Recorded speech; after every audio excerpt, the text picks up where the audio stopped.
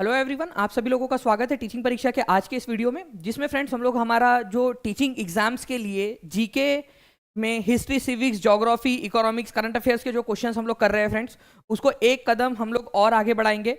तो आप सभी लोग जल्दी जल्दी से बता दीजिए कि हम लोग जो है यहाँ पर मैं लाइव आ चुके हैं, आवाज़ आपको बराबर आ रही है? Very good. सभी को गुड इवनिंग फ्रेंड्स।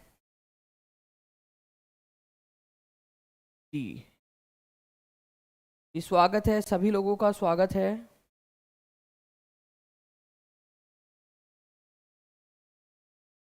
सभी को गुड इवनिंग। तो देखिए फ्रेंड्स, हम लोग आगे बढ़े इससे पहले मैं आप लोगों को बता दूं कि जो हर सुबह होती है ना, आपके पास में दो चॉइस होती है। या तो आप लोग सोए रह सकते हो, या तो आप लोग उठ सकते हो, अपनी नींद को त्याग सकते हो और अपने जो ड्रीम्स है उसको चेज कर सकते हो। हमेशा एक चीज ध्यान रखना कि कई बार हम लोग जो है सिर्फ सोचते रह जाते हैं कि ये चीज करनी है, इस तरीके से करना है, उस तरीके से करना है। जब आप लोगों ने आपका लक्ष्य जो है ना फ्रेंड्स बहुत विशाल होता है ना, तो विशाल जो है वो आप लोगों को तपस्या भी करनी पड़ती है उसके लिए। अगर इच्छा उतनी बड़ी है, तपस्या भी उतनी करनी पड़ेगी आपको। ठीक है, तो ये याद रखना है। हर रोज, हर सुबह आपके पास में, ये एक मेटाफर के रूप में बोला गया है हर मॉर्निंग में, लेकिन हर मोमेंट में आपके पास में दो चॉइस होती है कि इस समय आपने क्या करना है।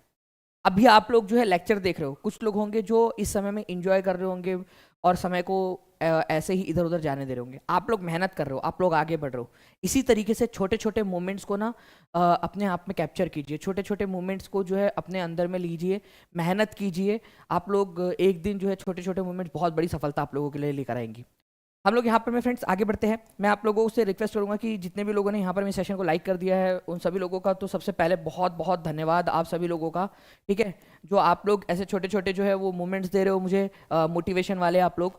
इसके बाद में फ्रेंड्स मैं रिक्वेस्ट करूंगा कि प्लीज़ जहाँ जहाँ शेयर कर सकते हो वहाँ पर में शेयर ज़रूर कर दीजिए आप सभी लोग, ताकि ऐसे ही फ्रेंड्स हम लोगों की पूरी टीम जो है वो मोटिवेट होते रहे आप लोगों के लिए और ज़्यादा मेहनत करने के लिए।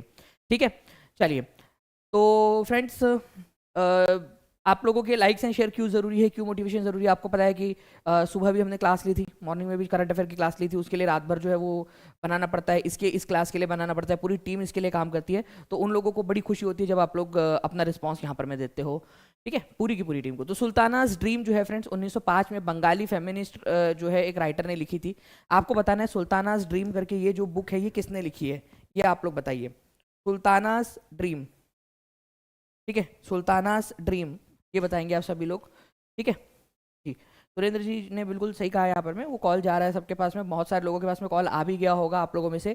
ठीक है, मैक्सिमम लोगों के पास में कॉल चला गया होगा। जिन लोगों के पास में आया नहीं है अभी तक कॉल, उन लोगों के पास में भी आ जाएगा कॉल। ठीक है, आपने टेंशन नहीं लेना, सबको जो है सुबह से ही कॉल्स जा रहे हैं, बाकी लोगों के पास में भी आ जाएंगे। जिन जिन लोगों ने भी सब्सक्राइब किया है ना, उन लोगों को पूरा उन लोगों से पूछने के लिए कि कैसे कैसे आप लोग कर सकते हो, कहाँ कहाँ आप लोगों ने, किसी ने स्विच करना है इधर उधर में कोर्स के अंदर में, तो वो सारी की सारी चीज़ें और कोर्स कैसे यूज़ करना है, सारी चीज़ें बताने के लिए। तो जिनके पास में नहीं आया है वो लोगों के पास में बहुत जल्द आ जाएगा। तो सुल्ताना का जो स्वप्न है फ्रेंड्स, ये लिखी थी बेगम रुकैया शेखावत हुसैन ने। तो आंसर जो है आप लोगों का क्या हो जाएगा? ठीक है, आंसर आप लोगों का हो जाएगा फ्रेंड्स ऑप्शन नंबर बी। ठीक है, बेगम रुकैया शेखावत हुसैन। आप लोगों को बता दूं फ्रेंड्स कि ये सुल्ताना का जो स्वप्न है, इसके अंदर में इन्होंने जो है एक ऐसी कहानी लिखी है जिसमें सुल्ताना नाम की लड़की एक स्वप्न देखती है, जिसके अंदर में वो देखती है कि सारी की सारी दुनिया में से लड़कों को भगा दिया गया है, मतलब सारे लड़कों को भगा दिया गया हमको, और केवल लड़कियां लड़कियां बची है, और वो लड़कियां ही पूरी दुनिया के ऊपर में राज कर रही है। ठीक है, ये याद रखना है आप लोगों ने। तो सुल्ताना का स्वप्न बेगम रुकैया शेखावत हुसैन ने लिखी थी, ये याद रखना है, बेगम रुकैया ने। ठीक है, Begum Rukaiya. Now friends, next question है आप लोगों का, ये बहुत ही इंपॉर्टेंट क्वेश्चन है, प्लीज इसको ध्यान से देखिए आप लोग। आप लोगों को बताना है कि भारत के संविधान के अंदर में केंद्र और राज्य के संबंध में कौन से आर्टिकल्स के अंदर में उल्लेख किया गया है, कौन सा पार्ट है बेसिकली। और केंद्र और राज्य, इसका मैंने आप लोगों को ना एक ट्रिक बताया था, अगर कोई मुझे बता पाए वो ट्रिक तो मान जाएंगे हम लोग। ठीक है, बताइए जल्दी जल्दी से।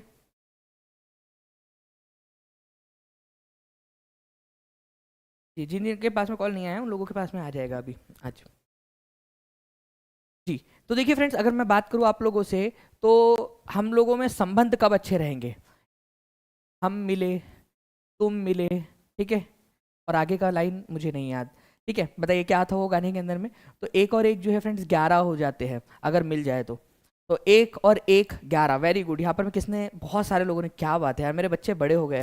ठीक है, तो एक और एक जो है 11 हो जाते हैं। तो पार्ट नंबर 11 के अंदर में सेंटर स्टेट रिलेशन, संबंधों के बारे में लिखा है।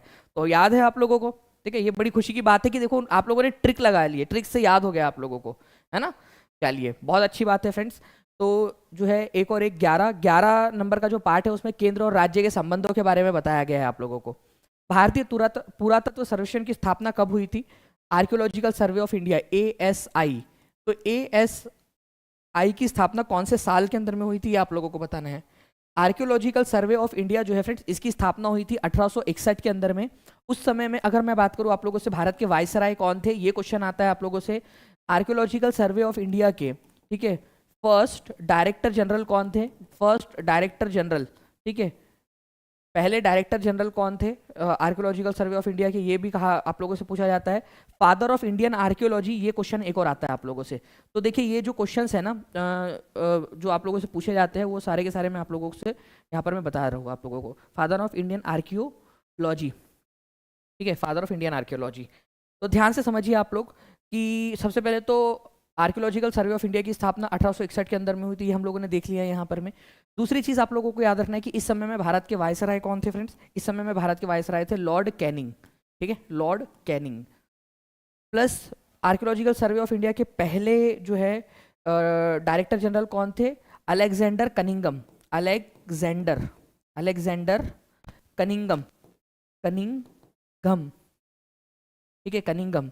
और इन्हीं को जो है friends father of Indian archaeology भी कहा जाता है। और ये भारत के पहले भारत के आर्कियोलॉजिकल सर्वे ऑफ इंडिया के पहले जो है वो डायरेक्टर जनरल भी थे। तो ये पॉइंट बहुत ही इंपॉर्टेंट है आप लोगों का, ठीक है। चलिए, तो हम लोगों ने आंसर लगा दिया है और 2-3 आंसर इसके साथ में हम लोगों ने और भी देख लिए हैं इसके। तो आंसर इसका ऑप्शन नंबर ए हो जाएगा आप लोगों का। अलेक्जेंडर कनिंगम पहले डायरेक्टर जनरल थे, ठीक है। आर्कियोलॉजिकल सर्वे ऑफ इंडिया की स्थापना 1861 में हुई थी लॉर्ड कैनिंग के समय में। Mehrgarh the Neolithic settlement is located in which province of Pakistan? Mehrgarh बड़ा ही इंपॉर्टेंट जगह है फ्रेंड्स, ठीक है। कौन सी वाली जगह, कौन से वाले समय काल की है? पहली बात तो आप लोगों ने एक चीज़ ये याद रखना है कि जो आप लोगों का बेसिकली अगर हम लोग बात करेंगे फ्रेंड्स यहाँ पर में मेहरगढ़ की, तो मेहरगढ़ जो है ये पैलियोलिथिक, मेजोलिथिक या नियोलिथिक, जो 3 कालखंड है ना हमारे पूरा पाषाण, हमारे पाषाण काल के, ठीक है, जब हम पत्थरों में जंगलों में रहा करते थे, ठीक है, पत्थरों के सहारे से, तो ये 9 पाषाण काल की जगह है। नियोलिथिक मतलब अभी 9, जब हम लोगों ने खेती का इस्तेमाल करना स्टार्ट कर दिया था, तो नियोलिथिक काल की जगह है मेहरगढ़। एनवीएस में आया था कि मेहरगढ़ जो है कौन से कालखंड की जगह है, तो 9 पाषाण काल की जगह है। पाकिस्तान में बलूचिस्तान प्रांत है एक, वहां पर में ये जगह आप लोगों को मिलेंगी। यहाँ पर मैं आप लोगों को करीब 7000 साल पहले जो है कपास उगाने के सबूत आप लोगों को मिलते हैं, ठीक है। तो ये आप देख रहे हो यहाँ पर में है पाकिस्तान, आज का पाकिस्तान, और यहाँ पर में बलूचिस्तान नाम का जो प्रांत है ना, वहाँ पर में आपको मेहरगढ़ नाम की जगह मिलेंगी, इस जगह पे मेहरगढ़। ओके, चलिए ये याद रखना आप लोगों ने। iOS में टीचिंग परीक्षा ऐप कैसे डाउनलोड करें? तो iOS के अंदर में गीतिका शर्मा जी एक बार ना आपको कॉल करना पड़ेगा, उसके अंदर में टीम आपको बता देंगी कि iOS के अंदर में, एंड्रॉयड में तो आसान है, एप्पल्स के जितने भी फ़ोन हैं आप लोगों के उसके अंदर में वो आराम से कैसे उसको डाउनलोड किया जा सके, उसकी उसकी जो प्रोसेस है वो बता देंगे आप। प्रायद्वीप जो है फ्रेंड जनरली क्या होता है? प्रायद्वीप, ठीक है, तो प्रायद्वीप या जो पेनिनसुला होता है वो जनरली एक ऐसा हिस्सा होता है आप लोगों का जो पानी से एक साइड से, 4 साइड से, 2 साइड से या 3 साइड से, कितने साइड से घिरा हुआ होता है। तो प्रायद्वीप, जब भी ये शब्द आप लोग सुनो, ठीक है, भारतीय प्रायद्वीप भी एक आता है, तो याद रखना हमेशा आप लोगों ने ये 3 साइड से घिरा हुआ होता है, ठीक है, 3 साइड से। तो जैसे भारत का प्रायद्वीप है, ये भारतीय प्रायद्वीप, इसको बोला जाता है भारतीय प्रायद्वीप, ठीक है, इंडियन पेनिनसुला। ये एक इधर साइड से, ठीक है, इधर साइड से आपको दिख रहा है पानी से घिरा हुआ, इधर साइड से और इधर साइड से, तो 3 साइड से पानी से घिरा हुआ है। कोई भी भूमि जो 3 साइड से पानी से घिरी हुई होती है, जैसे ये अरेबियन पेनिनसुला, अरब प्रायद्वीप, एक साइड, ठीक है, दूसरा साइड और ये तीसरा साइड, तो 3 साइड से ये पानी से घिरा हुआ है। ओके, तो ये अरब पेनिनसुला, अरब प्रायद्वीप हो गया आप लोगों का। इस तरीके से आप लोगों से ये क्वेश्चन पूछा जाता है, ठीक है, 3 साइड से पानी से घिरा हुआ होता है। तो अरेबियन पेनिनसुला, इंडियन पेनिनसुला, भारतीय प्रायद्वीप, अरब प्रायद्वीप, ये याद रखना है आप लोगों ने। नाउ फ्रेंड नेक्स्ट क्वेश्चन है आप लोगों का, आपको बताना है कि निम्नलिखित लेखों में से किसे, निम्नलिखित जो है इनमें से किसको अग्रमीज या जेंड्रमीज कहा गया है, ठीक है, मतलब उसको जो है यूनानी जो लेखक थे उन लोगों को जमता तो था नहीं, ठीक है। तो वो लोग क्या करते थे, वो लोग कुछ भी नाम को बदल देते थे, नाम का जो है वो कुछ भी कर देते थे, भलता भलता सा लिख देते थे। जैसे कि यहाँ पर मैं आप लोग देखिए, अगर हम लोग बात करेंगे चंद्रगुप्त की, ठीक है, तो चंद्रगुप्त जो है ना, चंद्रगुप्त उसको पता है क्या बोला है उन्होंने, ठीक है, चंद्रगुप्त को बोला है सैंड्रोकोटस, सैंड्रोकोटस, सैंड्रोकोटस या एंड्रोकोटस बोला है, एंड्रोकोटस, एंड्रोकोटस, ठीक है। तो किसको जो है एग्रामीज या जेंड्रामीज कहा है इन लोगों ने, ठीक है, एंड्रामीज या जेंड्रामीज किसको कहा होगा ये बताओ जल्दी से आप लोग। तो फ्रेंड्स आप लोगों ने प्लीज इस चीज को याद रखना है आप लोगों ने, कि यहाँ पर मैं आप लोगों का जो अजात शत्रु है, ठीक है, उसको उन्होंने एग्रामीज या जेंड्रामीज उन लोगों ने लिखा है, अजात शत्रु को लिखते समय उन लोगों ने, ठीक है। तो सैंड्रोकोटस, एंड्रोकोटस, एग्रामीज, जेंड्रामीज, इस तरीके से ये लोग नाम लिख दिया करते थे, इसको याद रखना है आप लोगों ने, ठीक है। जब भी इनको जमता नहीं था तो कुछ भी लिख दो। अगर मान लीजिए इन लोगों को आपका नाम लिखना होता तो क्या लिखा होता, आप लोग बता सकते हो क्या? आपका अपना अपना नाम सोचो कि आपका नाम क्या हो सकता था। मैं अपना नाम भी सोच रहा हूँ कि मेरा नाम क्या, अगर मान लो यूनानी लोगों के पास में उस समय मेरा नाम होता तो मेरा नाम क्या लिख देते वो लोग, ठीक है। तो आपका नाम क्या लिख दिए होते, ठीक है। तो वो भी आप लोग देख लेना अपना अपना। बाकी फ्रेंड्स आगे बढ़ने से पहले मैं आपको बता दूं कि टीचिंग परीक्षा को आप लोग इंस्टाग्राम के ऊपर में भी सर्च कर सकते हो, ठीक है, ताकि आप लोगों को इंपॉर्टेंट फीड्स वहाँ पर में मिलती रहे। चहलगमी, ठीक है, चहलगनी या group of 40 was set up by which rulers, Chahalgani या 40 लोगों का समूह किस शासक द्वारा स्थापित की गई थी। चहलगनी, मान लीजिए कि मैं राजा हूँ, ठीक है, फॉर एग्जाम्पल, ठीक है, मैं यहाँ पर मैं एक छोटा सा टापू है उसको मैंने ले लिया, मान लो 4x6 जो है फीट का, और यहाँ पर मैं उसका राजा अपने आप को घोषित कर दिया मैंने। अब मैं यहाँ पर मैं क्या करूँ, बहुत सारे मतलब ये शासन चलाना है मेरे को पूरा, तो क्या कर सकता हूँ, 40 लोगों को रखूंगा यहाँ पर मैं अपने आसपास में, ठीक है, मेरे मंत्रिमंडल में जो मेरे को सलाह दिया करेंगे।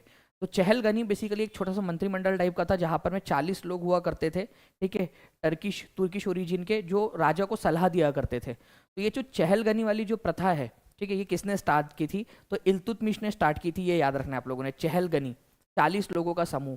आपको बता दूं फ्रेंड्स कि एक एग्जाम थी जिसके अंदर में क्वेश्चन आया था कि चहलगनी जो है ये कौन से वंश के होते थे, तो तुर्किश वंश के होते थे, ये याद रखना है आप लोगों ने, ठीक है, तुर्किश, ठीक है, तुर्किश, तुर्किश या तुर्क लोग होते थे, ये तुर्क ओरिजिन के होने चाहिए थे, ये कंपलसरी था इन लोगों के लिए अगर आप लोगों को ये यहाँ पर में रखना है तो, ठीक है।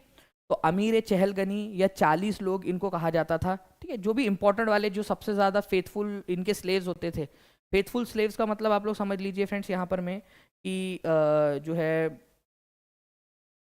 जो आपके जो सबसे भरोसेमंद लोग हैं, ठीक है, उन लोगों को यहाँ पर अपने आसपास में रखो, ये वाली बात थी इनकी। तो आंसर आप लोगों का इल्तुतमिश हो जाएगा। इल्तुतमिश गुलाम वंश का शासक था जिसने 1211 से 1236 तक शासन किया, और अमीर चहलगनी की इसने शुरुआत की थी। 40सा या 40ही भी इसको बोला जाता था, जिसके अंदर में 40 लोग होते थे जो आसपास रहते थे इसके राजा के, और राजा को सलाह दिया करते थे।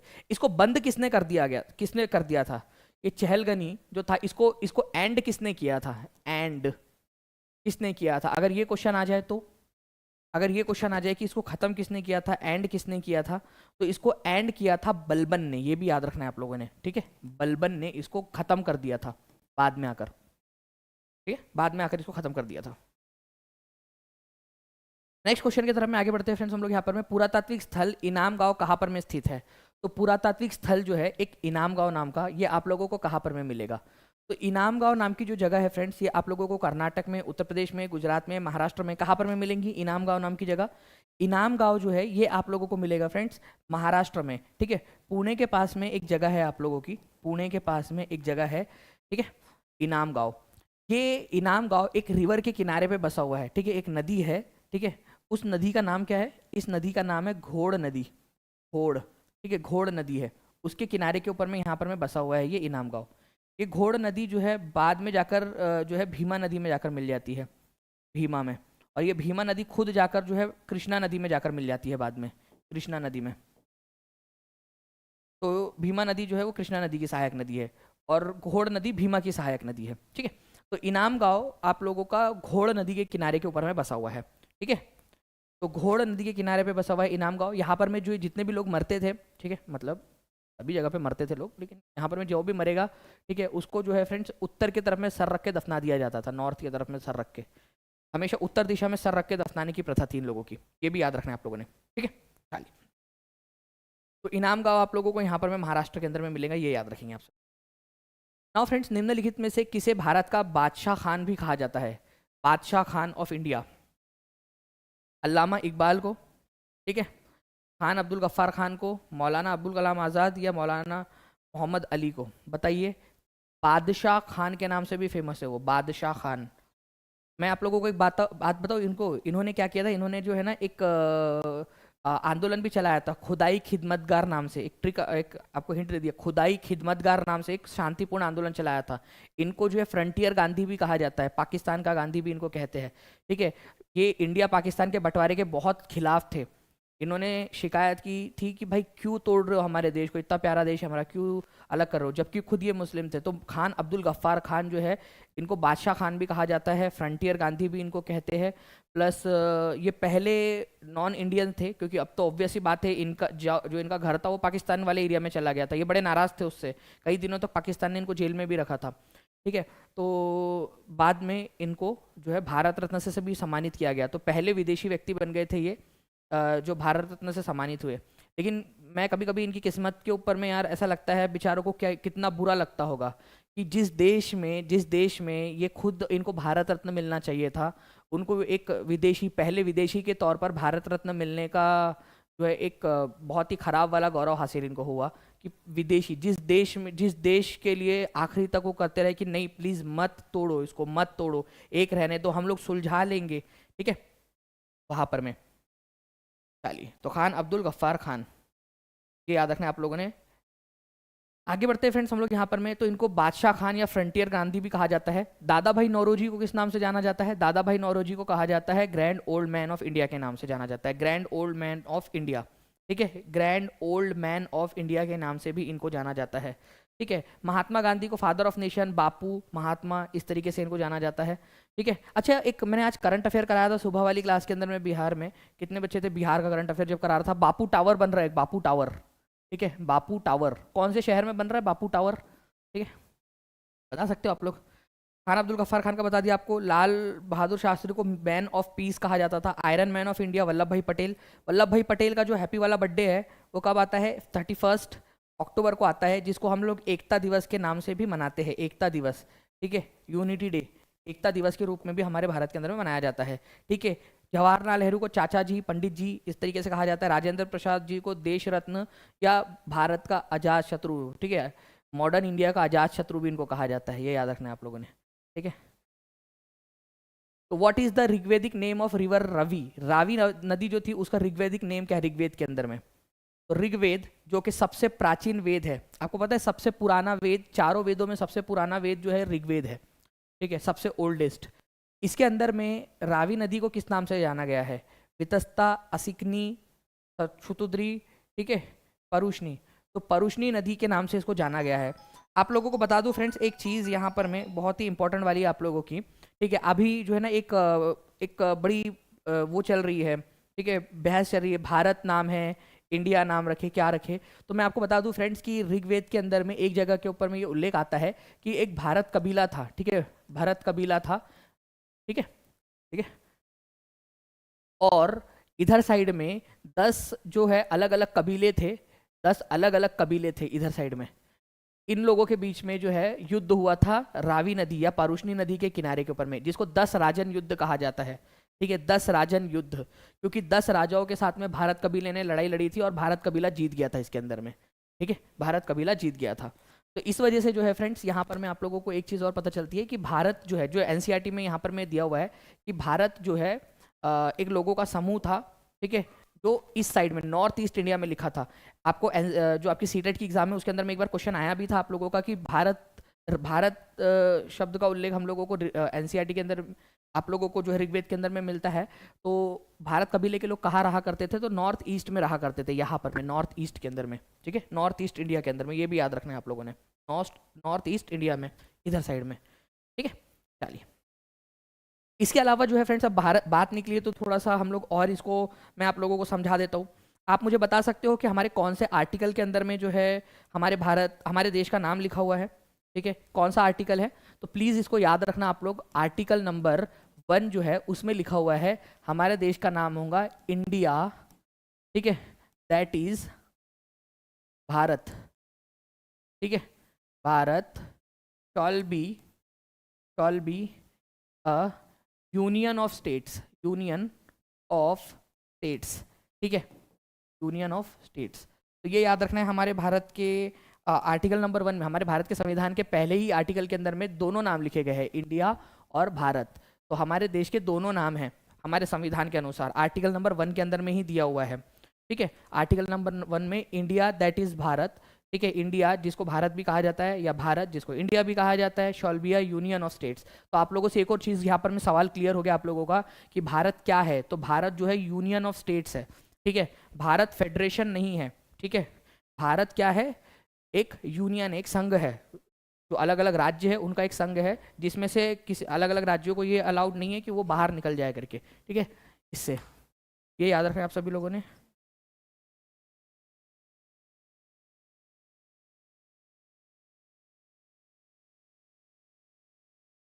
तो ये चीज़ याद रखेंगे फ्रेंड्स आप लोग, आर्टिकल नंबर 1 के अंदर में यहाँ पर में ये जानकारी आप लोगों को दी गई है, ठीक है।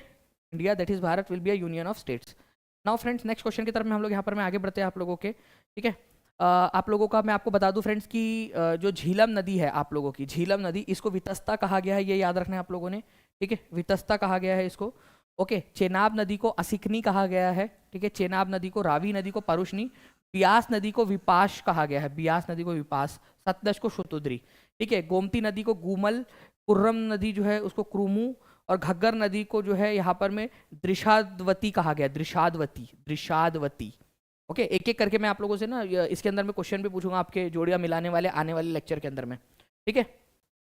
टेलीग्राम के ऊपर में भेज देना सर, ये जी बिल्कुल सुने तो त्यागी जी, ये वाला मैं अभी टीम प्लीज़ जो है हमारे प्यारे प्यारे बच्चों के लिए ये वाली जो स्लाइड है इसको प्लीज़ टेलीग्राम के ऊपर में सेंड कर देना, अगर पॉसिबल हो तो अभी भेज दीजिए ताकि उन लोगों को मिल जाए, सारे लोगों को, ठीक है।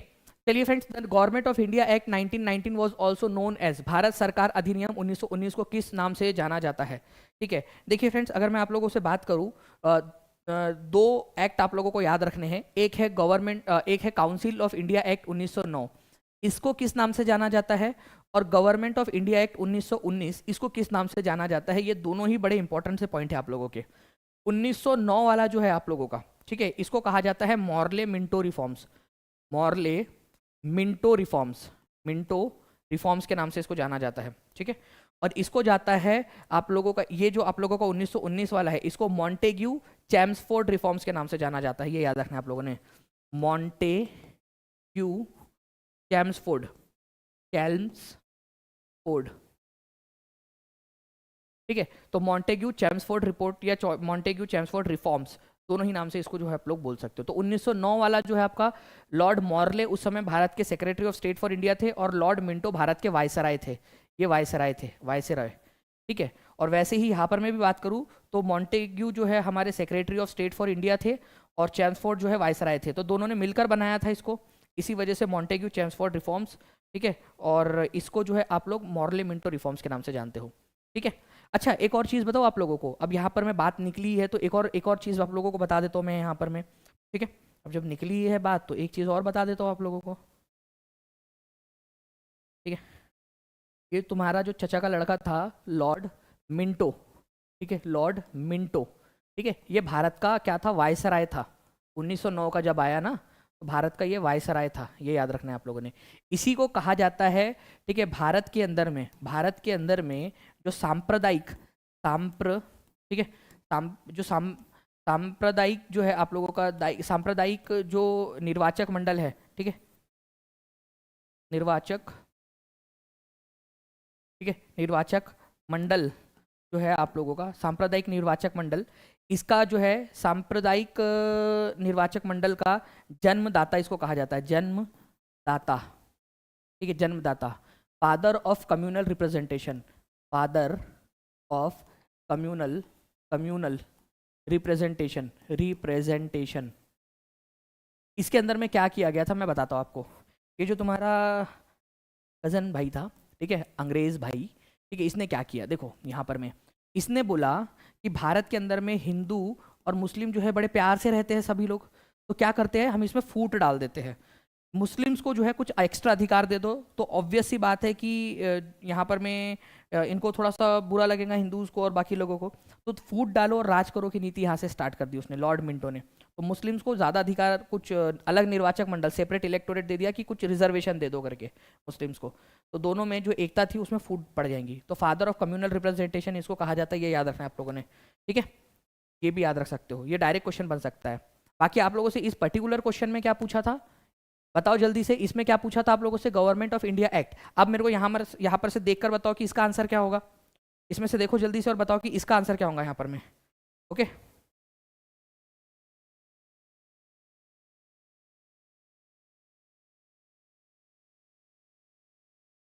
जी।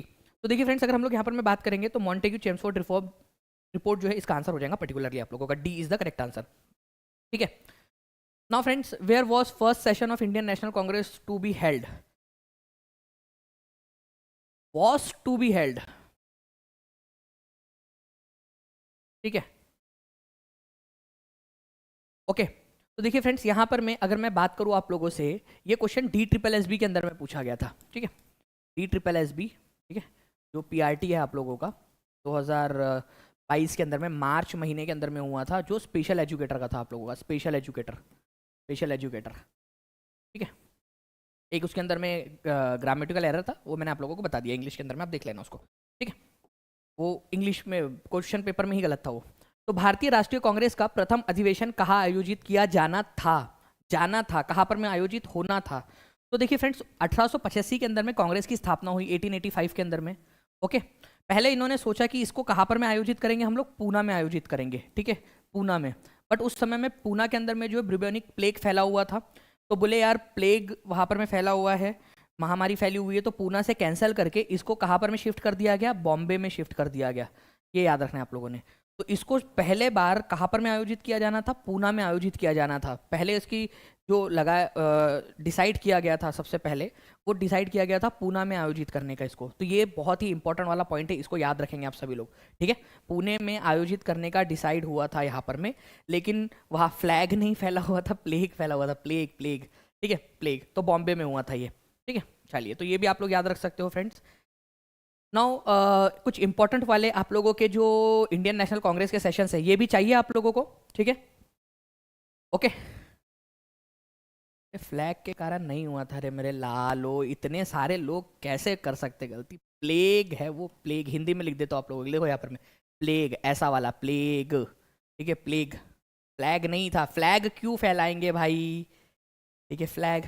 अरे आप नहीं सुन रहे, बहुत सारे लोग लिख रहे फ्लैग, प्लेग प्लेग।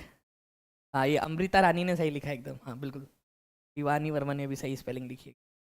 देखिए, तो ये आप लोगों का है फ्रेंड्स, आप लोग इसको क्या कर सकते हो, आप लोग इसको जो है टेलीग्राम से ले सकते हो, ठीक है। यहाँ पर मैं ये पूरी जो इंपॉर्टेंट वाले सेशंस की लिस्ट है आप लोगों की, जो आप लोगों के हुए थे 1885 के अंदर में, 1896 के अंदर में, ठीक है, रहमतुल्लाह सयानी थे, कलकत्ता में सेशन हुआ था आप लोगों का, पहली बार जो है जनगण मन गाया गया था यहाँ पर में, ठीक है। लखनऊ के अंदर में जो है आप लोगों का 1899 के अंदर में होता, रोमेश चंद्र दत्त इसके अंदर में थे, ठीक है। गोपाल कृष्ण गोखले, बनारस में ये सेशन हुआ था जिस समय बंगाल का विभाजन हुआ। दादा भाई नौरोजी फिर से बने थे कलकत्ता में 1906 के अंदर में। और इस समय में जो है फ्रेंड्स पहली बार स्वराज का नारा दिया गया था, ठीक है, हमें स्वराज चाहिए करके। नाउ इस क्वेश्चन का आंसर का आप लोग करेंगे, निम्नलिखित में से कौन सा युग्म सही सुमेलित नहीं है, कौन सा वाला सही नहीं है ये बताना है आप लोगों ने। सारे के सारे देखिए और बताइए यहाँ पर मैं।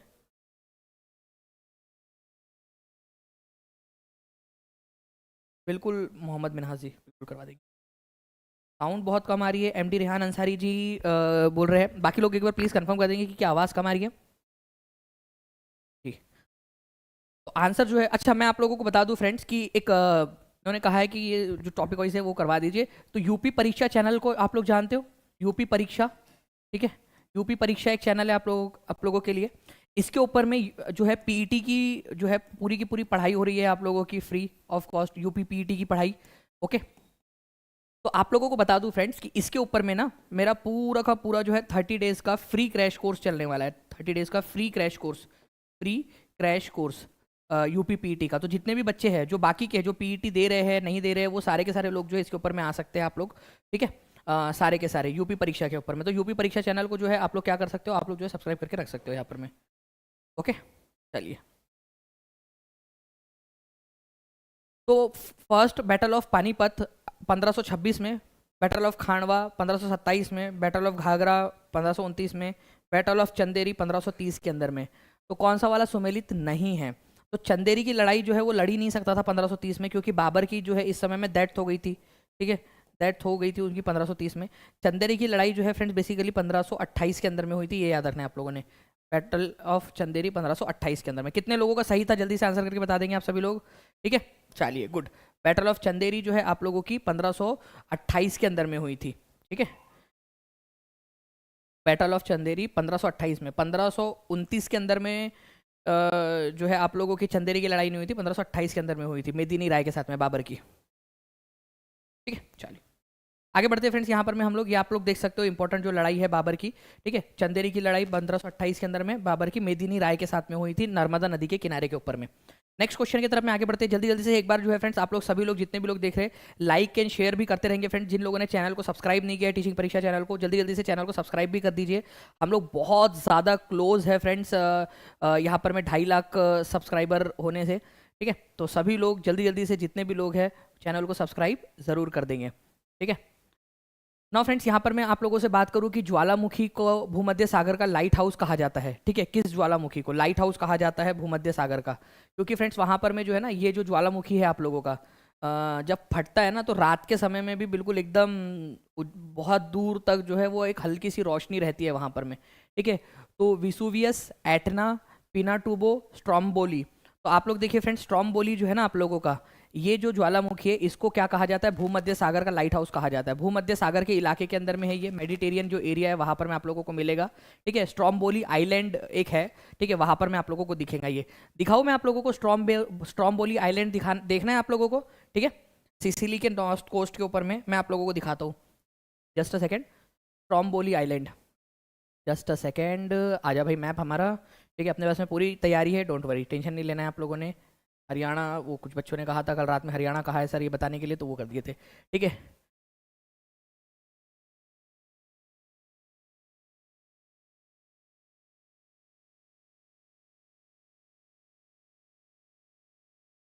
Stromboli island. ठीक है, स्ट्रोम्बोली आइलैंड जो है हम लोग यहाँ पर मैं देख लेते हैं। मैं आपको दिखा देता हूँ, यहाँ पर मैं आप लोग देख सकते हो फ्रेंड्स। ठीक है, स्ट्रोम्बोली आइलैंड यहाँ पर मैं आप लोगों को आई होप दिखाई दे रहा होगा। ठीक है, ये भूमध्य सागर है और यहाँ पर में देखिए आप लोग स्ट्रोम्बोली आइलैंड है यहाँ पर में, इस जगह पे।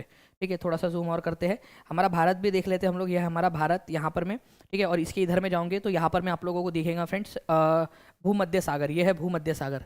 ठीक है, थोड़ा सा इसको ऐसा कर देते ताकि हम लोग बड़ा करके इसको देख सकें यहाँ पर में। तो भारत के परिप्रेक्ष्य में आप देख सकते हो यहाँ पर में है आपका भूमध्य सागर। ठीक है, मेडिटेरियन सी, और मेडिटेरियन सी में यहाँ पर में स्ट्रोम्बोली आइलैंड है, और स्ट्रोम्बोली आइलैंड जो है वहीं पर आप लोगों को स्ट्रोम्बोली जो है वो ज्वालामुखी मिलेगा, जिसको मेडिटेरियन का लाइट हाउस कहा जाता है। ठीक है, एक एग्जाम के अंदर में पूछा गया क्वेश्चन है आप लोगों का, तो प्लीज़ इसको थोड़ा सा आप लोग याद रखोगे तो आप लोगों के लिए बढ़िया रहेगा फ्रेंड्स। ठीक है, चलिए बहुत खूब। तो स्ट्रोम्बोली, ये आप लोगों को रिवाइज करवा करवा के याद करवा दूं मैं इसको बार बार आप लोगों को। Stromboli, Stromboli, Stromboli, Stromboli. ठीक है, चलिए तो क्या बोली? स्ट्रोम्बोली। स्ट्रोम्बोली आइलैंड ही है आप लोगों का, सिसिली जो आइलैंड्स है ना, सिसिली जो है आप लोगों का, ठीक है देश, वहां पर में उसका ही आइलैंड है वो, उसके कब्जे का है ये आपका। नेक्स्ट क्वेश्चन की तरफ में आगे बढ़ते हैं फ्रेंड्स। पुर्तगालियों ने गोवा को किस वर्ष अधिकृत किया था? पुर्तगालियों ने। अब गोवा कहाँ है आप लोगों को ये सबको पता है। ठीक है, गोवा वाले बीच पे आंखें मीच के ठंडी ठंडी आप लोग जो पीते हो। ठीक है, गोवा वाला, गोवा इधर के अंदर में आप लोगों का। पहले ये जो है ना बीजापुर की सल्तनत जो थी उसके कब्जे में था। एक वहाँ पर में पोर्ट है, नेचुरल बंदरगाह है वहाँ पर में। ठीक है, गोवा पोर्ट, मार्मू गोवा पोर्ट भी उसको बोलते हो आप लोग। तो ये जो पोर्ट है उसको हासिल करने के लिए पुर्तगालियों ने क्या किया, जो आदिल शाही सल्तनत थी, बीजापुर की आदिल शाही सल्तनत, उससे गोवा को छीन लिया था, गोवा को जो है वो जीत लिया था। तो गोवा को इन्होंने जीता था फ्रेंड्स 1510 के अंदर में, ये आप लोगों ने याद रखना है 1510 के अंदर में। गोवा को राजधानी कब बनाया गया? ठीक है, कैपिटल कब बनाया गया? कैपिटल पुर्तगालियों की, तो ये बनाया गया था 1530 के अंदर में। प्लीज इसको याद रखना, ये एक इंपॉर्टेंट है। कैपिटल बनाया 1530 में। ठीक है, मतलब यहाँ पर में सिर्फ इंगेजमेंट हुई थी, शादी जो है वो कराई उन्होंने 1530 में। तो इंगेजमेंट हुई थी या लड़की देखी थी उन्होंने 1510 में, शादी कराई 1530 में। तो ये कई सारे लोग जो है ना ये कंफ्यूज हो जाते हैं कि 1510 1530, प्लीज याद रखो जीता था जब जो है ना 1510 साल था वो, और जब उसको कैपिटल बनाया गया वो 1530 का साल था। अलग अलग समय के ऊपर में हुई थी ये दोनों की दोनों चीज़ें, इसको याद रखना है आप लोगों ने। मैं कभी भी आप लोगों से पूछ सकता हूँ कि ये कब हुआ था। अच्छा चलो ये बताओ आप लोग यहाँ पर में नीचे दिए गए जो आपकी पर्वत की श्रृंखलाएं है इनको सही क्रम में लगाइए उत्तर से, ठीक है, कुछ का सही उत्तर का चयन कीजिए आप लोग। दक्षिण से उत्तर की तरफ में लगाना है, ओ भाई, ठीक है, निम्नलिखित श्रेणियों को दक्षिण से उत्तर की ओर लगाना है, ठीक है, दक्षिण से उत्तर की तरफ लगाना है। अब तो आप लोगों को पहले उत्तर से दक्षिण की तरफ तो लगा लो, उसके बाद में जो है दक्षिण से उत्तर की तरफ में भी लगा ही लेंगे आप लोग। ठीक है, मैं मैप के थ्रू भी आप लोगों को बता देता हूँ फ्रेंड्स यहाँ पर मैं, ठीक है।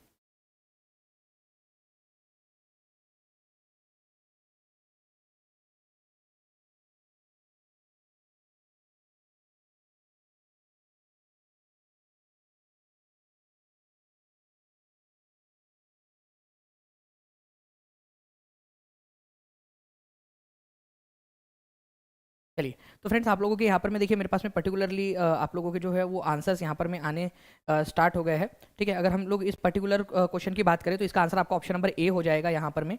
Option number A is the correct answer. आपको क्या करना है, नीचे से ऊपर की तरफ में लगाना है। कैसे, तो ध्यान से देखिए आप लोग, अगर मैं भारत को यहाँ पर मैं थोड़ा सा ऐसे बनाने की कोशिश भी करूँ आप लोगों के लिए, ठीक है, ऐसा हल्का सा बनाने की कोशिश भी करूँ थोड़ा सा, तो यहाँ पर मैं काराकोरम रेंज है सबसे ऊपर में, जो है काराकोरम रेंज है आप लोगों की, काराकोरम रेंज सबसे ऊपर में, ये आप लोगों को याद रखना है। इसी में K2 भी है आप लोगों का, जो सबसे ऊंची चोटी हमारी, तो 4 जो है सबसे लास्ट में आना चाहिए। तो यहाँ पर मैं 4 नहीं आ रहा लास्ट में, क्योंकि आपका नॉर्थ वाला जो है सबसे लास्ट में आना चाहिए, यहाँ जो है वो लास्ट में आना चाहिए। काराकोरम रेंज है ये, यहाँ पर मैं सबसे ऊपर में, तो एक ही जगह है जहाँ पर मैं 4 सबसे आखिरी में दिया था, तो वही हमारा आंसर हो जाएगा। उसके बाद में अगर मैं बात करूँ यहाँ पर मैं फ्रेंड्स, तो आप लोगों का जो लद्दाख रेंज है काराकोरम के जस्ट नीचे में है आप लोगों की, काराकोरम के नीचे में यहाँ पर मैं आप लोगों को लद्दाख रेंज मिलेगी, लद्दाख। और लद्दाख के जस्ट नीचे में है आपकी झांसकर रेंज, ठीक है, वही झांसकर रेंज आप लोगों की, ठीक है, ये याद रखना है आप लोगों ने। यहाँ पर में है झांसकर रेंज। तो एक क्वेश्चन भी बनता है कि लद्दाख रेंज कौन से दो रेंजेस के बीच में है, मैं आपको दिखाने की कोशिश करता हूँ। ये है लद्दाख रेंज, दिख रही है आप लोगों को लद्दाख रेंज, तो लद्दाख जो है ये काराकोरम और झांसकर रेंज के बीच में है, ठीक है। लद्दाख जो है आप लोगों की, ठीक है, काराकोरम और झांसकर माउंटेन रेंज जो है उनके बीच में लद्दाख की रेंज है, ये याद रखना है आप लोगों ने। पहले ये क्लियर करो आप लोग, काराकोरम जो है वो लद्दाख, काराकोरम और झांसकर के बीच में है लद्दाख। एनसीईआरटी के अंदर में भी दिया हुआ है, एक क्वेश्चन भी पूछा था सीटेट के अंदर में आप लोगों से, कि लद्दाख जो है वो लद्दाख जो है काराकोरम के उत्तर में है, लद्दाख काराकोरम के दक्षिण में है, काराकोरम उत्तर में पड़ता है, उसके ऊपर में काराकोरम है, फिर लद्दाख है और फिर झांसकर है। तो हम ये बोल सकते हैं कि लद्दाख जो है झांसकर के उत्तर में है और काराकोरम के दक्षिण में है। तो काराकोरम, लद्दाख और झांसकर, ठीक है, KLZ, ये याद रख लो आप लोग, ठीक है इसको। और फिर उसके बाद में जो है ना फ्रेंड्स, यहाँ पर मैं आप लोगों की धौलाधार जो है आप लोगों की रेंज आप लोगों को देखने के लिए मिलेंगे आप लोगों को, ठीक है। तो धौलाधार जो श्रेणी है आप लोगों की, पर्वत श्रेणी उसके नीचे में है आप लोगों की, ठीक है। तो सबसे नीचे में आप लोगों की धौलाधार श्रेणी आप लोगों को मिलने वाली है। तो आंसर आपका ऑप्शन नंबर ए हो जाएगा। तो प्लीज़ इसको याद रख लेंगे आप लोग, ठीक है। काराकोरम, लद्दाख है यहाँ पर में, फिर यहाँ पर में झांसकर है और यहाँ पर में धौलाधार रेंज आप लोगों को मिलेगी, ठीक है, धौलाधार रेंज। तो इस तरीके से एटलीस्ट अगर आपको ये पहले 3 भी पता होते तो भी आप लोग बहुत आसानी से आंसर कर सकते थे, ठीक है। जल्दी से बताओ ये पॉइंट याद रहेगा क्या, एटलीस्ट ऊपर वाला आप लोग कर लोगे क्या, ठीक है जी। जी हाँ, असम परीक्षा स्टडी जो है इन्होंने बिल्कुल बता दिया। एक बार मैंने आपको बताया था कल जाएंगे पीडीएस लेने के लिए, ठीक है, तो कल जाएंगे पीडीएस लेने के लिए, ठीक है। तो यहाँ पर मैं इसको कैसे याद रख सकते थे, कल जाएंगे पीडीएस लेने के लिए, कल, ठीक है, जाएंगे, ठीक है, कल जाएंगे पीडीएस लेने के लिए। तो जाएंगे, जाएंगे से ऐसा याद रखते थे, पीडीएस लेने, पीडीएस लेने, पब्लिक, ठीक है, जो आप लोगों का यहाँ पर में डिस्ट्रीब्यूशन सिस्टम जो है उसके उसके हम लोगों ने कर दिया था, कल जाएंगे पीडीएस लेने के लिए। तो कल से काराकोरम, क से काराकोरम, ल से लद्दाख और जाएंगे से झांसकर था, कल जाएंगे, ठीक है, पीडीएस लेने। तो पीर पंजल, धौलाधार और शिवालिक, तो पीर पंजल, धौलाधार और शिवालिक, पीडीएस है ये, ऐसे याद रख सकते हो आप लोग, पीडीएस, पीर पंजल, धौलाधार और शिवालिक, ऐसे भी इसको याद रखा जा सकता था। कल जाएंगे पीडीएस लेने, तो कल से काराकोरम और फिर लद्दाख, फिर जाएंगे से झांसकर रेंज, ठीक है, फिर पीडीएस लेने। आप लोग जो राशन की दुकान पे जाते हो तो ना पीडीएस लेने के लिए जाते हो आप लोग। ओके, तो पब्लिक डिस्ट्रीब्यूशन सिस्टम आप लोगों का, ऐसा समझ लीजिए आप लोग यहाँ पर में। ओके, तो पीडीएस, पीर पंजल, हौलाधार और फिर शिवालिक रेंज आप लोगों की। ठीक है, चलिए मैं आप लोगों से एक बार पूछूंगा कि बड़ा वाला क्वेश्चन बना दूं कि एक 6 वाला बना के लेकर आऊं कल मैं? आप लोग रेडी हो? ठीक है,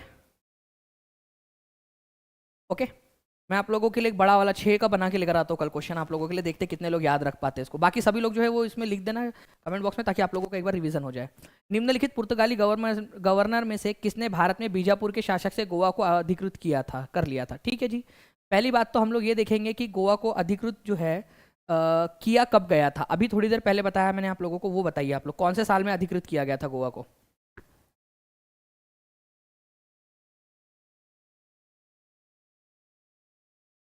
गोवा को अधिकृत कर लिया गया था, ठीक है, पुर्तगाली गवर्नर से।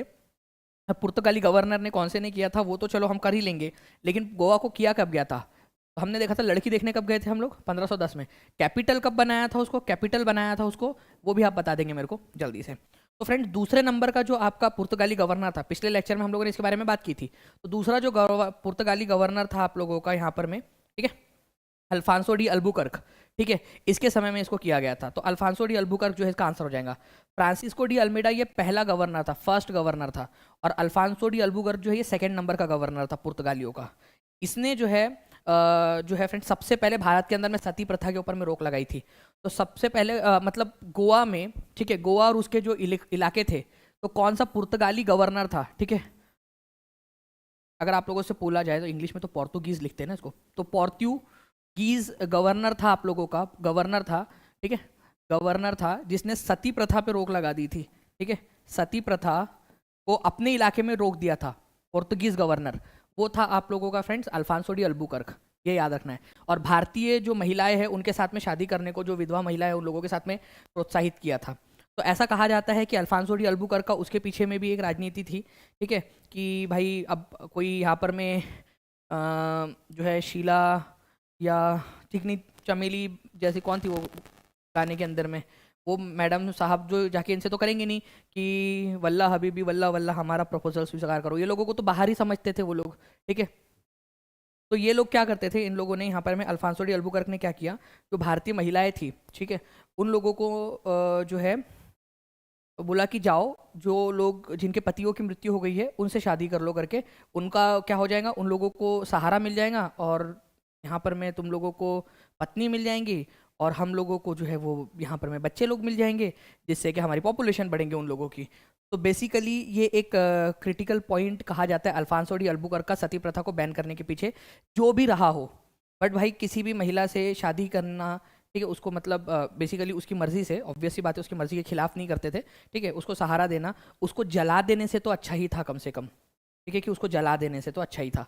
तो अल्फांसो डी अल्बुकर्क जो है था, इसने क्या किया, पुर्तगीज जो इलाके थे वहां पर में उसने सती प्रथा के ऊपर में बैन लगा दिया था। ओके, ये भी याद रख सकते हो आप लोग। अल्फांसो डी अल्बुकर्क, इसी ने गोवा को जीता था बीजापुर सल्तनत से। और बाद में नीनो दा कुन्हा नाम का एक आया था, ठीक है, नाम बड़ा ही मस्त है उसका, नीनो दा कुन्हा, ठीक है, नीनो दा कुन्हा, ठीक है, उसने क्या किया था, 1530 में गोवा को राजधानी बना दिया था। 1530 के अंदर में नीनो दा कुन्हा जो था बीजापुर जो पुर्तगालियों का गवर्नर आया था एक, नीनो दा कुन्हा, 1530 में उसने कैपिटल बना दिया था गोवा को। बाद में गोवा वैसे आज़ाद कब हुआ भारत, मतलब गोवा जो है भारत में कब विलय हुआ, इसका ये भी बता दो यार, इतना खर्चा हो ही गया है मालिक। तो भारत में कब आया गोवा, ये भी आप लोग बता ही देंगे। ठीक है, लाइक एंड शेयर करते रहेंगे फ्रेंड्स सभी लोग जल्दी जल्दी से। ठीक है, तो अल्फांसो डी अल्बुकर्क जो था फ्रेंड्स, ये याद रखना है आप लोगों ने, पुर्तगालियों का गवर्नर था। 1509 से 1515 के बीच में ये भारत के अंदर में पुर्तगालियों का गवर्नर बन के रहा, और 1510 में इसने गोवा को जीत लिया था बीजापुर की सल्तनत से, और छीन लिया था हमसे 1961 तक। ठीक है, 1961 के अंदर में भारत के अंदर में जो है गोवा को मिलाया गया, पुर्तगालियों को वहां से भगाया गया था। ठीक है, ये भी याद रखना है आप लोगों ने। तो भारत में मिलाने के लिए, भारत में विलीन करने के लिए गोवा के ऊपर में कौन सा ऑपरेशन चलाया गया था, अब ये भी बता दो यार, थोड़ा थोड़ा खर्चा ज़्यादा होता जा रहा है, कोई बात नहीं। तो कौन सा ऑपरेशन चलाया गया था ये भी बता दीजिए, और खर्चे के चक्कर में आप लोगों को नॉलेज बेस बढ़ रहा है, रिवीजन हो रही है, कौन सा ऑपरेशन चलाया गया था ये भी बता देंगे आप लोग। ठीक है, तो ये भी अपने आप में एक बहुत ही इंपॉर्टेंट क्वेश्चन है, गोवा को भारत में मिलाने के लिए कौन सा ऑपरेशन चलाया गया था।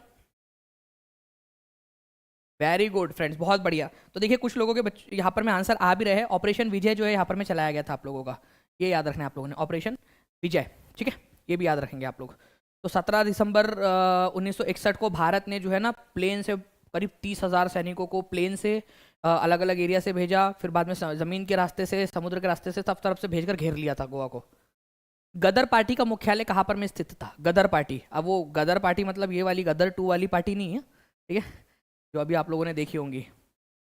गदर पार्टी बेसिकली यहाँ पर मैं बात हो रही है फ्रेंड्स आप लोगों की, ठीक है। गदर पार्टी जो के जो है सोहन सिंह भाखना, लाला हरदयाल जैसे जो बड़े बड़े नेता थे, इन्होंने अमेरिका में जाकर, ठीक है, सैन फ्रांसिस्को यूएसए के अंदर में इसकी स्थापना की थी। बहुत ही इंपॉर्टेंट क्वेश्चन है। गदर पार्टी की स्थापना हुई कब थी? 1913 के अंदर में हुई थी फ्रेंड, डायरेक्ट क्वेश्चन पूछा जाता है आप लोगों से। तो गदर पार्टी की स्थापना 1913 में हुई थी यूएसए सैन फ्रांसिस्को के अंदर में। इसके जो पहले प्रेसिडेंट थे, फर्स्ट प्रेसिडेंट इस पार्टी के, गदर पार्टी के, ठीक है, ये याद रखना है, सोहन सिंह भाखना थे। सोहन सिंह भाखना, सिंह भाखना, ठीक है। तो सोहन सिंह भाखना जो है इसके अध्यक्ष थे। बाकी जो है फ्रेंड्स लाला हरदयाल भी जो थे उसी से जुड़े थे, लाला हरदयाल, ये हरदयाल, ठीक है, लाला हरदयाल भी इसी से जुड़े हुए थे, लेकिन पहले प्रेसिडेंट नहीं थे वो, उससे जुड़े हुए थे, बाद में बने प्रेसिडेंट। तो प्लीज़ इसको याद रखना। सैन फ्रांसिस्को यूएसए के अंदर में गदर पार्टी की स्थापना 1913 में हुई थी। सोहन सिंह भाखना इसके पहले अध्यक्ष थे, लाला हरदयाल भी इसी से जुड़े हुए थे। ओके, चलिए, तो प्लीज़ इसको याद रखेंगे आप लोग, सभी के सभी लोग। गदर पार्टी की स्थापना सैन फ्रांसिस्को यूएसए 1913 के अंदर में, ठीक है।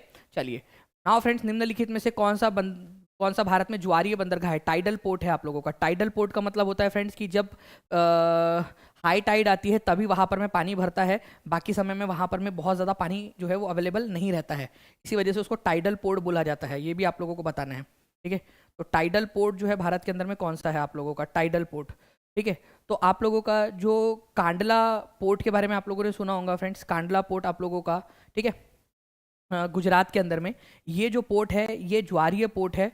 जब हाई टाइड आती है, मतलब कि समुद्र का स्तर थोड़ा सा हल्का सा बढ़ता है, वो चंद्रमा के गुरुत्वाकर्षण के कारण, ठीक है, तो पानी यहाँ पर में भरता है ज़्यादा, ठीक है, इसको इसलिए ज्वारीय टाइडल पोर्ट इसको कहा जाता है। बाकी कोच्चि पोर्ट जो है आप लोगों को बताना है कहाँ पर में, एन्नोर पोर्ट कहाँ पर में, मार्मुगांव पोर्ट कहाँ पर में है। देखो अभी मार्मुगांव पोर्ट के बारे में मैंने अभी आपको बताया था कि गोवा के अंदर में है, ये नेचुरल पोर्ट है और इसी के लिए जो है गोवा को जीता था पुर्तगालियों ने, ये भी आप लोग याद रखोगे। अच्छा, कांड जो है आप लोगों को एक चीज़ बतानी है फ्रेंड्स, आप लोग जो है अभी मेरे को यहाँ पर मैं बता सकते हो, अभी के अभी यहीं पे जितने भी लोग देख रहे हैं, कि आप लोगों ने ये तो सुना ही होगा, कांडला पोर्ट का नाम बदल कर क्या रख दिया गया है अभी? जब बाद में जब बदली है ना, अभी नरेंद्र मोदी सरकार जब बनी थी उसके बाद में यहाँ पर में कुछ जो नाम बदले गए थे उनमें से बेचारा कांडला पोर्ट भी था, ठीक है, तो गुजरात में ही है, ठीक है, लेकिन उसका नाम बदल कर उन्होंने क्या कर दिया था, दीनदयाल पोर्ट, दयाल पोर्ट इसका नाम कर दिया था उन्होंने, ठीक है। पेन को क्या हो गया? दीनदयाल पोर्ट इसको नाम कर दिया था, गुजरात के अंदर में ही है, ये याद रखना है आप लोगों ने, ठीक है। तो मैं आप लोगों को कुछ इंपॉर्टेंट वाले पोर्ट्स दिखा भी देता हूँ। यहाँ पर में यहाँ पर में है कांडला पोर्ट, आप लोग देख रहे हो यहाँ पर में कांडला पोर्ट, यहाँ आपको गुजरात के अंदर में दिखेगा कांडला पोर्ट। उसके बाद में जो है फ्रेंड्स अगर हम लोग बात करेंगे गोवा के अंदर में मार्मुगांव पोर्ट आप लोगों को यहाँ पर में मिलेगा, मार्मुगांव पोर्ट, ठीक है। यहाँ पर मैं आप लोगों का कोच्चि पोर्ट यहाँ पर मैं आप लोगों को दिखाई दे रहा है, ठीक है। टूटीकोरिन पोर्ट जो है तमिलनाडु के अंदर में, ये याद रखना है आप लोगों ने। विशाखापट्टनम पोर्ट जो है आप लोगों का यहाँ पर में देखना है आप लोगों ने, ये आर्टिफिशियल पोर्ट है जो बनाया गया है इंसानों के द्वारा। पारादीप पोर्ट जो है आप लोगों का उड़ीसा के अंदर में मिलेगा, आपको ये भी याद रखना है, उड़ीसा के अंदर में है पारादीप पोर्ट, ये लिखो आप लोग, ये बहुत इंपॉर्टेंट है। पारादीप पोर्ट कहाँ पर में है? तो पारादीप पोर्ट जो है उड़ीसा के अंदर में, इसको आप लोगों ने सभी लोगों ने याद रखना है, ठीक है।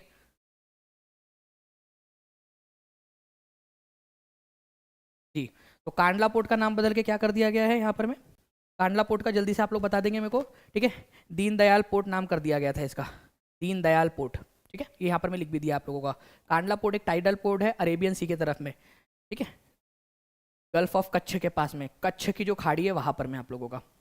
नाउ फ्रेंड्स, नेक्स्ट क्वेश्चन की तरफ में आगे बढ़ते हैं। कौन वर्ष 1925 में भारतीय राष्ट्रीय कांग्रेस की दूसरी महिला अध्यक्ष बनी, जो इस पद पर आने वाली प्रथम भारतीय महिला थी?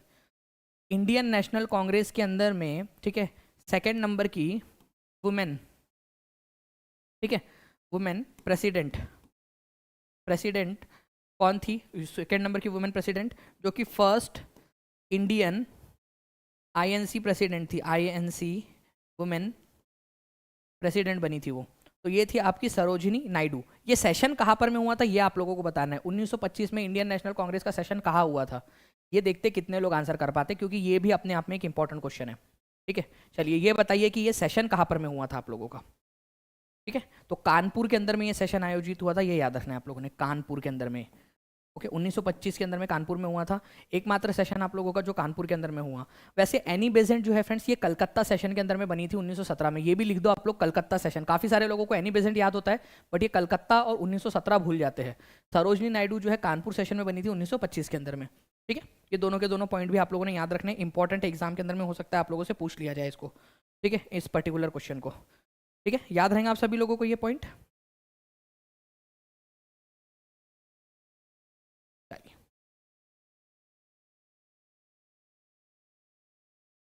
नाउ फ्रेंड, नेक्स्ट है आप लोगों का, किस शासक ने पत्थर काट कर या रॉक कट मंदिर वास्तुकला की शुरुआत की थी। पत्थरों को तराश कर जो है वो आप लोगों का आर्किटेक्चर बनाया जाने लगा, उसको मंदिर बनाए जाने लगे पत्थरों को काट कर। ठीक है, मैं आप लोगों को ये पॉइंट इससे जोड़ना चाहूँगा। अभी जो है फ्रेंड्स, पूर्वी चंपारण, ईस्टर्न चंपारण के अंदर में, ईस्टर्न चंपारण के अंदर में एक मंदिर बन रहा है, चंपारण के अंदर में। ठीक है, जहाँ पर में जो है करीब जो है 33 फीट ऊंचा शिवलिंग बनाया जा रहा है। ठीक है, 33 फीट ऊंचा शिवलिंग, वो आपका महाबलीपुरम से काट कर लाया जा रहा है। महाबलीपुरम से एक चट्टान को काट कर लाया जा रहा है उसको। ठीक है, वहाँ पर में तराशा जा रहा है। तो फ्रेंड्स, वहीं पे उधर ही महाबलीपुरम और ये जो पूरा तमिलनाडु का जो इलाका था, तमिलनाडु और आंध्र का जो कोस्टल इलाका था, वहाँ पर में इन राजाओं का शासन था। ठीक है, पल्लव राजा। तो ग्रहवर्मन, पुलकेशिन दो, महेंद्र वर्मन या विक्रमादित्य। तो आपको याद होना चाहिए फ्रेंड्स कि महेंद्र वर्मन जो थे, इन्होंने क्या किया था, इन्होंने जो है इसकी शुरुआत की थी। पत्थरों को तराश कर या फिर जो रॉक थे, चट्टान थे, उनको तराश कर मंदिर बनवाने की शुरुआत की थी इन्होंने। ठीक है, पत्थरों को तराश कर मंदिर बनाने की शुरुआत। ठीक है, मैं आप लोगों को जस्ट सेकंड ये दिखाना चाहूँगा इसकी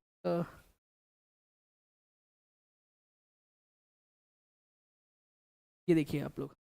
ठीक है, इस तरीके से जो है फ्रेंड्स, पत्थरों को काट कर मंदिर बनाना, ये तो बाद में बना आप लोगों का, ये एलोरा का जो टेम्पल है आप लोगों का, कैलाशनाथ टेम्पल। लेकिन इस तरीके से पत्थरों को तराश कर, पत्थरों को काट कर गुफाओं के अंदर में जो है मंदिर बनाने की शुरुआत सबसे पहले महेंद्र वर्मन ने की थी। ये कौन सा राजा था, पल्लव राजा था, ये भी याद रखना, पल्लव वंश का राजा था, पल्लव वंश का राजा, ये भी याद रखेंगे आप सभी लोग, पल्लव वंश का राजा। तो पत्थरों को तराश कर मंदिर बनाने की शुरुआत करने वाला राजा, ठीक है, पल्लव वंश का पुलकेशिन। ठीक है, जो आप लोगों का पल्लव वंश का जो महेंद्र वर्मन है वो था, ये याद रखना है आप लोगों ने, इंपॉर्टेंट है। ठीक है, चलिए ना फ्रेंड्स, इसके अलावा मैं आप लोगों को बता दूं, जितने भी बच्चे यहाँ पर में टीचिंग परीक्षा के साथ में जुड़ना चाहते हैं, वो लोग जो है फ्रेंड्स, आप लोग 7611101101 इस नंबर पे कॉल कर सकते हो, या फिर 9697888444 इस नंबर पे भी आप लोग जो है कॉल कर सकते हो फ्रेंड्स, 888444, जिसके अंदर में आप लोगों को जो बिहार शिक्षक भर्ती है आप लोगों का, ठीक है, 6 to 8 वाली, ठीक है, 9-10 के लिए आप लोगों का, ठीक है, इवन बिहार पीआरटी के लिए भी आप लोगों का कोर्स लॉन्च कर दिया गया है, ताकि जब भी एग्जाम हो तब तक आप लोगों के पास में पूरा कोर्स अवेलेबल रहेगा। ठीक है, DSSS भी जो है फ्रेंड्स, इसके अंदर में जो आपका पीआरटी की बैचेस स्टार्ट हुई हुई है, ठीक है, टीजीटी की बैच स्टार्ट हुई हुई है, उसके अंदर में भी आप कर सकते हो। ओके, तो इन सारी जानकारियों के लिए आप लोग 9697888444 या 7611101101 इस नंबर के ऊपर में कॉल करके जानकारी हासिल कर सकते हो आप लोग। जो भी और आप लोगों के कोई डाउट है, कोई भी समस्या है, कोई परेशानी है, तो उसके लिए भी आप लोग कॉल कर सकते हो फ्रेंड्स, टीम आप लोगों की पूरी तरह से मदद करेंगी। ठीक है, पीजीटी का अभी नहीं है तेजस कुमार जी, अभी जो है आपका टीजीटी तक के लिए सारी की सारी बैचेस आप लोगों के लिए अवेलेबल है यहाँ पर में। जो है फ्रेंड्स, आप लोगों को इसके अलावा विराट नारायण मंदिर नहीं कुमारी जी, विराट रामायण मंदिर बन रहा है वहाँ पर में, पूर्वी चंपारण के अंदर में। ठीक है, चलिए मैं आप लोगों को टेस्ट दे रहा हूँ, इस टेस्ट को आप लोग जो है ज़रूर अटेम्प्ट करोगे आप सभी लोग, ताकि आप लोगों को अंदाज़ा लग जाए कि आप लोगों ने कितना सीखा है। ठीक है, तो जितना भी आप लोगों ने अच्छे से सीखा होगा वो आप लोगों को यहाँ पर में मिल जाएगा। तो मैं टेस्ट आप लोगों को, ठीक है, टेस्ट की लिंक दे रहा हूँ, बिल्कुल टेस्ट की लिंक मैंने आप लोगों को प्रोवाइड कर दिया है यहाँ पर में। सर पढ़ाते हैं, thank you very much, thank you very much. ठीक है, ये देखिए टेस्ट की लिंक मैंने पिन कर दिया है यहाँ पर मैं आप लोगों के लिए। ओके, चलिए